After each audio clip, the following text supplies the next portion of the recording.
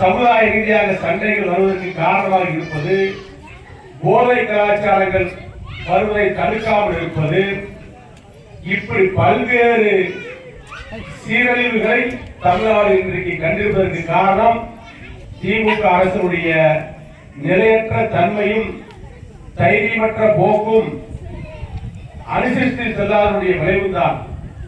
காரணம் கேட்டால் நாங்கள் பிஜேபி எதிர்க்கிறோம் என்று சொல்வார்கள். எதற்கு இருக்கிறீர்கள்? அவர்கள் டெல்லியை ஆளுகிறார்கள். உங்களுக்கு தமிழகத்தை ஆளுகின்ற உரிமையை தமிழ்நாட்டு மக்கள் கொடுத்திருக்கிறார்கள்.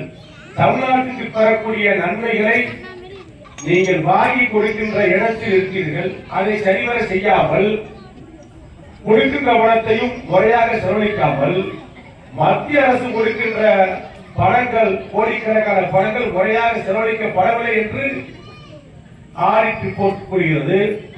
1000 மக்களுக்காக ஒதுக்கப்பட்ட பணம் திருப்பி அனுப்பப்படுகிறது, செலவழிக்கவில்லை.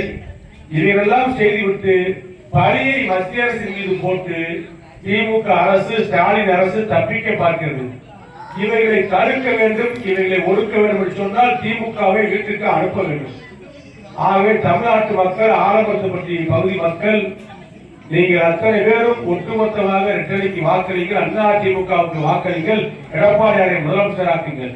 உங்களுக்கு துணையாக, பக்க பலமாக, உங்களில் ஒருவனாக, உங்கள் குடும்பத்தில் ஒருவனாக நான் உங்களோடு இருந்து உங்களுக்கு துணையாக இருப்பேன். இந்த கேட்டி ராஜேந்திர பாலாஜி நான் என்றைக்கு உங்களில் ஒருவனாக இருக்கக்கூடியவன், உங்கள் பகுதியிலே பக்கத்திலே வாழக்கூடியவன். ஆகவே எந்த நேரத்தில் என்னை சந்தித்து உங்களுடைய கோரிக்கைகள், குறைகளை சொல்லலாம். எந்த பிரச்சனையாக இருந்தால் அணுகலாம். இளைஞர்களுக்கும் படித்தவர்களுக்கும் நல்ல வேலை வாய்ப்பு வர வேண்டும். அதை பற்றி திமுக ஆட்சிக்கு கவலை இல்லை.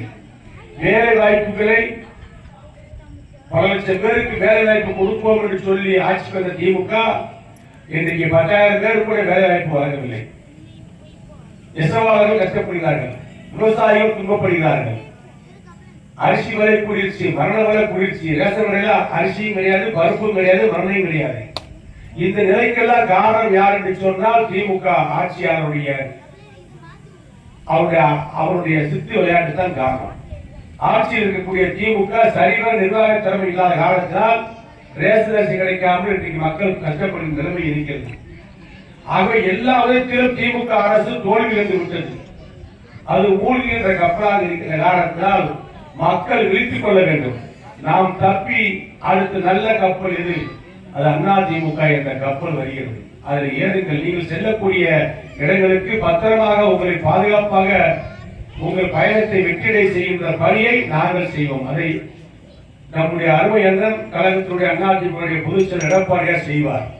ஆகவே வாக்காளர்களே, பெரியோர்களே, தாய்மார்களே, சகோதரிகளே, படித்தவர்களே, இளைஞர்களே, அண்ணா திமுகவுடைய பூத் கமிட்டியுடைய நிர்வாகிகளாக நியமனம் செய்யப்பட்டிருக்கின்ற எனது சகோதர சகோதரிகளே, உங்கள் அனைவருக்கும் பணிவான வணக்கம்.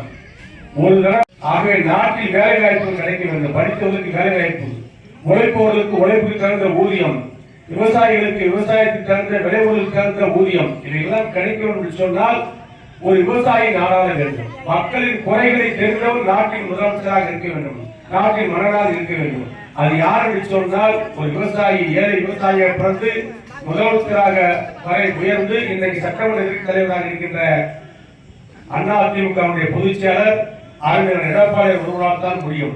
இன்றைக்கு அண்ணா திமுக பிஜேபியுடைய கூட்டணி, வெற்றி கூட்டணி உண்டாகி இருக்கிறது. இந்த கூட்டணி தமிழகத்திலே ஆளும் இடத்தை நிச்சயமாக பிடிக்கும். ஆகவே நீங்கள் அத்தனை பேரும் எடப்பாடியார் பின்னால், அண்ணா திமுக பிஜேபி அணியுடைய பின்னால், எங்கள் பின்னால் அணிவகுத்தவர்கள், உங்கள் பின்னால் உங்களுக்கு பாதுகாப்பாக நாங்கள் என்றைக்கும் இருப்போம் என்ற உறுதியை சொல்லி பூத் கமிட்டியுடைய நிர்வாகிகள் அத்தனை பேர்களுக்கும் வாழ்த்துக்களையும் வணக்கங்களையும் சொல்லி நன்றி கூறி விடைபெறுகின்றோம். நன்றி, வணக்கம். செய்திகளை உடனுக்குடனும் துல்லியமாகவும் தெரிந்து கொள்ள சப்ஸ்கிரைப் பண்ணுங்க.